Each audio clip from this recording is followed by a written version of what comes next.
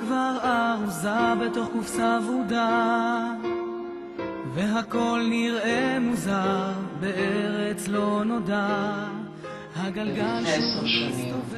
היה לי חלום, נורא רציתי לצייר, לקחת מכחולים ולשפוך צבע ולתת לנפש שלי לזרום עם הציור ולהכניס כל מיני דברים אישיים בתוך הציור שלי. אבל לא ידעתי לצייר, זה היה ציור לא מקצועי. ואז במשך 10 שנים הלכתי לחוגים, רצתי אחרי מורים, הבאתי מורים פרטיים הביתה, ותמיד הייתי במסגרת של ללמוד לצייר. ומשנה לשנה נורא התקדמתי, זה מצבעים אקריליים לצבעי שמן, מלצייר על עץ, אחר כך לצייר על קנבס, אחר כך התחלתי להתאים את הציורים לבית שלי. איזה ציור אני רוצה שיהיה בסלון, איזה ציור אני רוצה שיהיה לאורך, לרוחב, והתבשלו בתוכי כל מיני רעיונות מה לצייר ואיך לצייר. תמיד בתוך כל ציור שלי יש משהו שהוא ממני עצמי. למשל, ציור של שמחה מראה המון המון פרחים, חיים, כאילו שהם יוצאים מתוך הציור. ובד בבד, גם באותו ציור יכולים לראות כמה פרחים נבולים ועלים שנפלו למטה. יש לי ציורים של פרחים, ציורים של נוף, ציורי ארץ ישראל, ציורי כנרת. כל תמונה שראיתי ונחרטה בזיכרון שלי, ככה הלכתי וציירתי אותה. היום, כשאני יודעת שהגשמתי את החלום שלי, אני מרוצה מעצמי, אבל תמיד יש לי את הצעד הבא. אז מה החלום הבא שלך? בסדר, עכשיו את מציירת. אני מציירת עם אנשים שאני אוהבת אותם, אני נותנת להם מתנת ציור, זו המתנה הכי נפלאה שהם מקבלים ממני. והחלומות הבאים שלי שקשורים לציור, אני רוצה לעשות תערוכה באיזשהו מקום, רוצה להתפתח לעוד דברים בציור, רוצה לשנות אולי את החוגים ואת המורים כדי ללמוד מעוד מורים. החלום שלי זה היה לרחוב בעקבות הטור דה פרנס. אני בגיל 42 התחלתי לרחוב רכיבת שטח, מופני שטח. ואחרי 5 שנים, אחרי שכבר היה לי ככה ביטחון ולמדתי לרחוב כמו שצריך, החלטתי שאני עוברת לכביש. וכשהתחלתי לרחוב כביש, ראיתי שהאפשרויות הן הרבה יותר גדולות. גם בשטח הן גדולות, אבל בשטח, בוא נגיד ככה, בגילי קצת מסוכן. אז העדפתי להתחיל את הרכיבת כביש. וכל שבת, אתה יודע, ככה היינו יוצאים קבוצה, רוכבים, כובשים הרים, מה שנקרא. כל פעם כובשים הר אחר.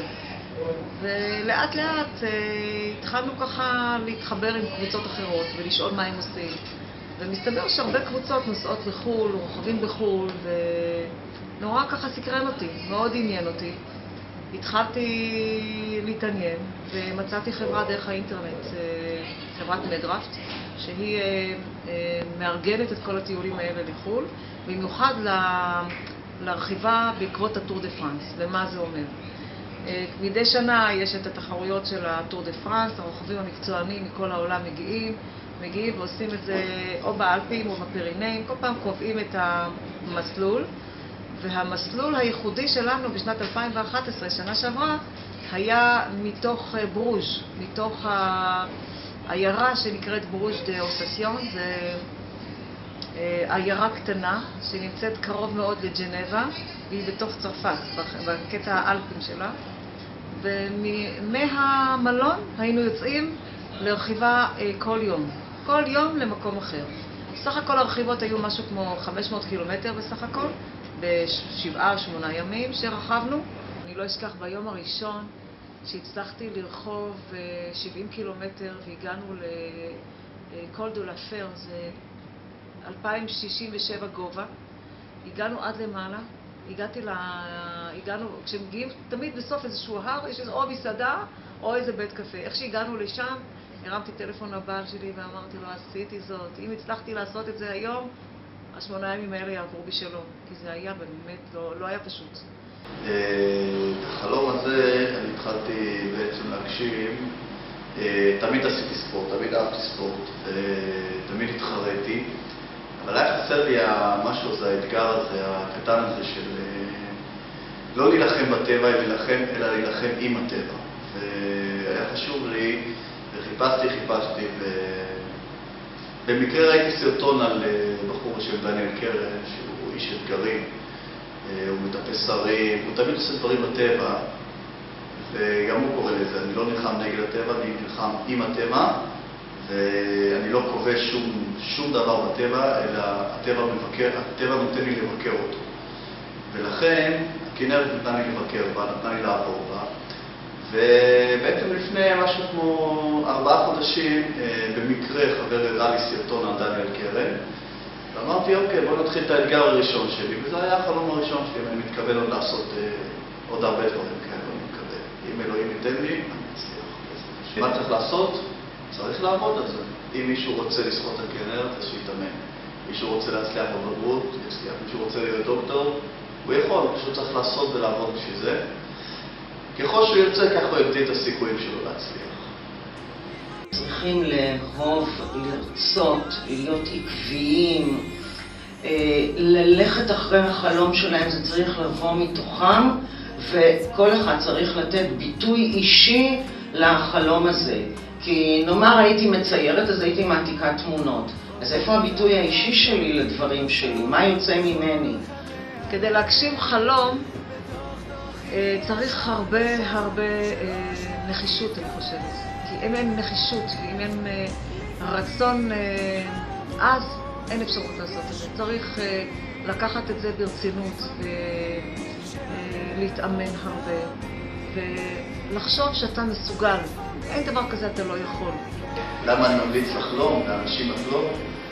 כי זה דבר שמניע אנשים. יש להם מטרות בחיים, יש להם חלומות.